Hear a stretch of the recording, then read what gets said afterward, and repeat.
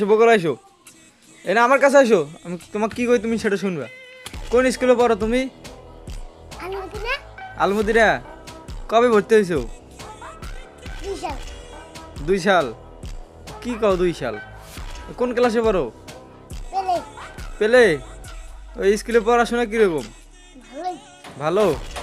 তাতে কি তোমাকে স্কুলটাকে পছন্দ? খাওয়া দাওয়া হয়েছে দুপুরে? এবার ঈদ কেমন কাটলো তোমার?